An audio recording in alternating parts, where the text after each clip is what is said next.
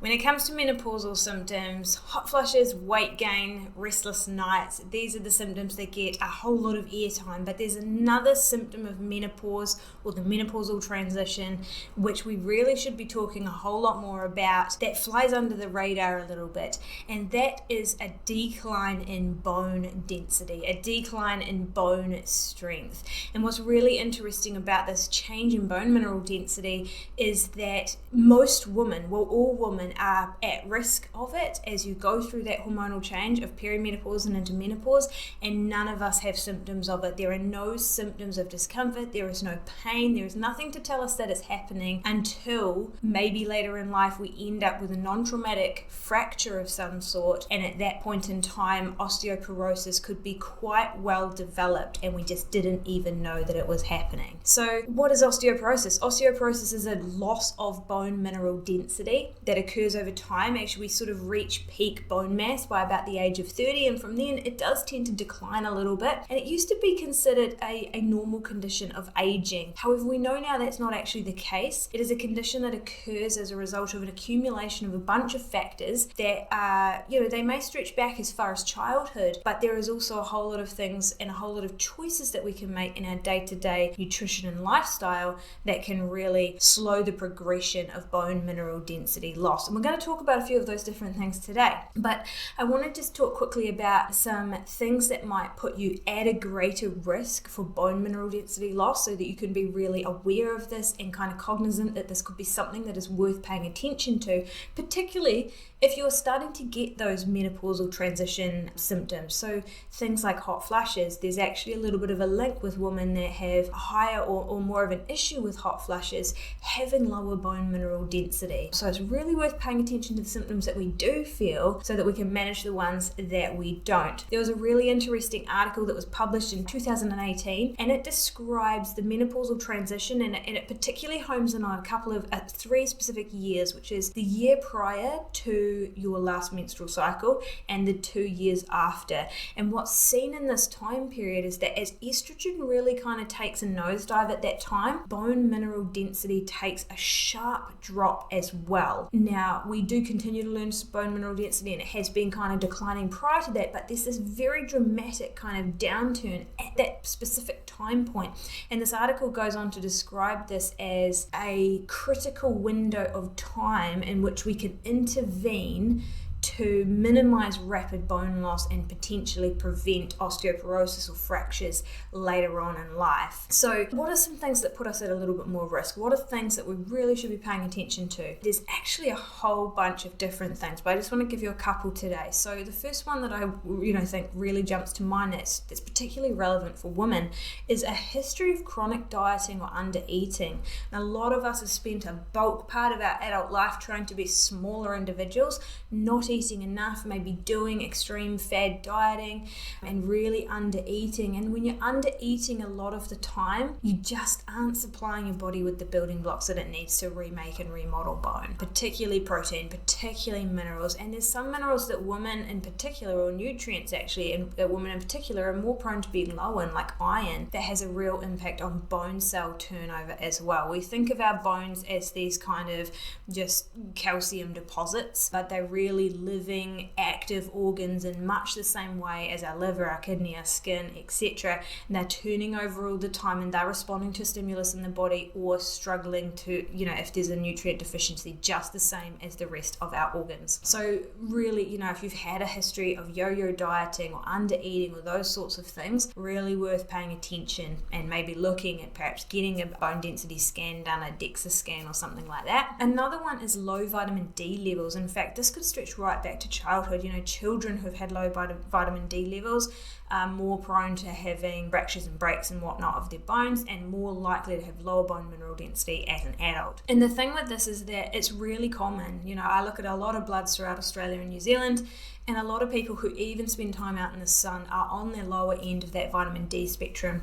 And the research, it sort of says anything under 50 nanomoles per litre, you're starting to impact your bone health to some degree, but there's some research that really puts that a little bit higher and suggests anything under 75. So for women, I'm always looking for around that 100 mark most of the time, and definitely not getting under that 75, because vitamin D is really important. Vitamin D's role is to help you absorb calcium from your diet. It helps you absorb it in the intestines, and if you don't have enough, then you're not going to be able to absorb the calcium that you are getting from your food, and you're not going to be able to utilize it efficiently. So just popping a calcium supplement's not going to make any difference if your vitamin D is not in an optimal space. So vitamin D is a really important one there. And another one is actually, it's just sedentary nature of our lifestyles now. We just don't tend to move enough, and there's some specific movement patterns that are really important when it comes to bone strength, and that is impact stuff. So explosive movements like sprinting or jumping or those sorts of things, all the things that children do and adults don't, right? And also external load bearing. So, and this kind of ties into another little discussion, is that for a long time it's thought that in some ways obesity may be protective for bone mineral loss because it's more load on the bones themselves, and that may be the case. However, there's some potential negatives there as well, because when there's higher obesity levels, there's higher inflammatory markers, and our bone cells are susceptible to inflammation in exactly the same way as all the other cells in our body. So obesity doesn't necessarily have the protective effect that it was once thought to have, but bearing or carrying or lifting external load really does. So this is like resistance training and looking at those sorts of things and having those into your day. And if that's not something you've done before, if you haven't been into that sort of either sports or hobbies or activities, then there's the potential that there is just lower bone mineral density there overall, and so it's something that is going to be really worth you paying attention to and looking at ways that you can improve that in those menopausal transition years when your bones are most at risk. There's one other thing that I think is worth mentioning here, and that is the chronic use of antacids, so things like omeprazole or stomach acid lowering medication. The research on this, it seems to be a little bit patchy. They're not 100% sure why it is, though I have a little bit of a theory here myself. Is that when you are turning down your stomach acid, you do not absorb your minerals so well, and those minerals that we're prone to be deficient in, the calcium, the iron, etc., vitamin D as well, obviously not a mineral, and B12, those sorts of nutrients, we know they're depleted when we don't have good stomach acid levels, and when we're constantly turning that down with antacid medications, we're likely to become more deficient in something that we may have already been a little bit deficient in.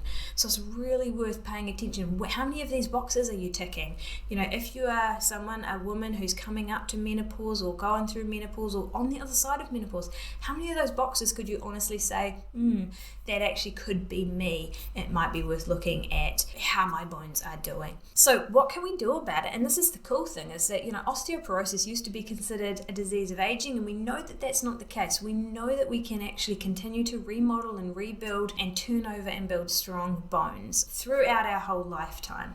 And even though we may not necessarily be able to reverse some degree of damage, we can absolutely slow progression of further damage. And this is why I think it's so important to address this before it becomes an issue.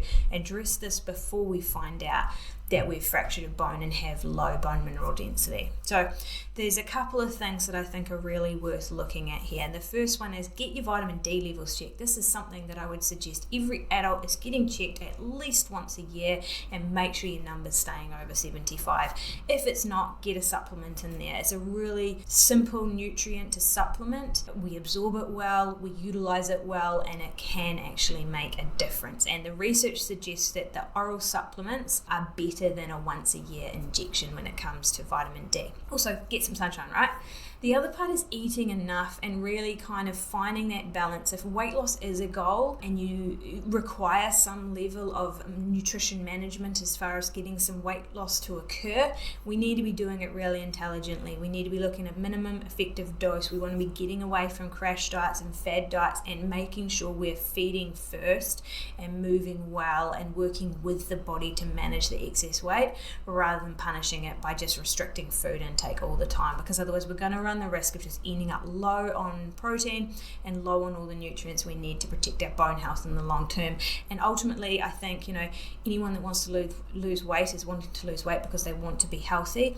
And so if you're getting healthy by losing weight at the expense of your bones, it's one step forward and two step backwards. The other part is building in some movement. This is actually just a non-negotiable for women. We have to be doing some sort of intentional movement exercise throughout our week, throughout our days, that does involve some sort of external load. So resistance training or strength training, it can be body weight, but it probably needs to be more than that, and it needs to be consistent and something that we just do all the time. You can't do it once. Your bones are very much an example of, if you don't use them, you will lose them. And so we need to be making sure we are providing that stimulus to our body to do what it does really well and rebuild, repair, and turn over bone to keep them strong. Before I wrap this up, I just want to have a quick word on calcium, because obviously calcium's the thing that really jumps to the forefront of our mind when we're talking about bone strength, and there's a lot of questions out there about it.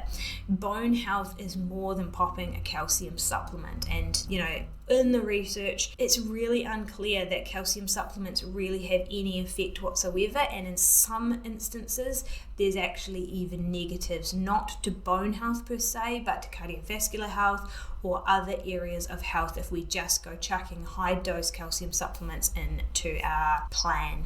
So when it comes to calcium, what I would say first is you need to be focusing on getting it from your diet, and you need to make sure you have adequate vitamin D, because even if you're getting enough from your diet, you won't be getting it well if you haven't got the vitamin D there to use it. And you need to be focusing on magnesium as well, because magnesium is how we then utilize calcium appropriately. So first and foremost, when it comes to calcium, look for it in your food, and that's more than just milk, guys. That's actually nuts and seeds and fish and eggs, and all those sorts of things can be good sources of calcium. So it's about how much you're getting into your day, and then it would only be for those that are really struggling with digestive issues or really can't get enough of it into their diet that would look at a minimum dose, a good form calcium supplement added in there, just to kind of support that intake level and manage bone health as well. So it's really not the first thing that comes up when we're looking at bones. We're looking at vitamin D, and we're looking at basic building blocks, and then the stimulus to the bone to do what it needs to do, which is that load bearing exercises. Now, if you are in this space, if you are just sort of dabbling into or learning about or trying to understand this whole hormonal transition, we actually have a full 3-part webinar series that we did on this, diving into all of that hormonal shift that occurs, the impact that has on metabolics and all different hormonal systems in the body. And I would love to share it with you if you want to dive deeper into this, if you want to understand your hormones and really make sure you're staying ahead of the curve with this stuff, because we can be a victim of it, or we can understand it from the start and go into it knowing what we're doing, knowing what's going on, and knowing how to manage it really well. If you would like access to that, comment menopause below. If you're watching this on YouTube, the link will be there for you, and dive in, ask the questions, start getting curious about what's going on in your body, and know that we can help you further with that if that is something that you want. We do this all the time with women inside Body Reset program, working with them, helping them to understand those changes and support them through that menopausal change, which is a natural part of life, and it shouldn't be as terrible and problematic as it is for so many of us. All right, I will let you go. Enjoy the rest of your day, guys. Bye.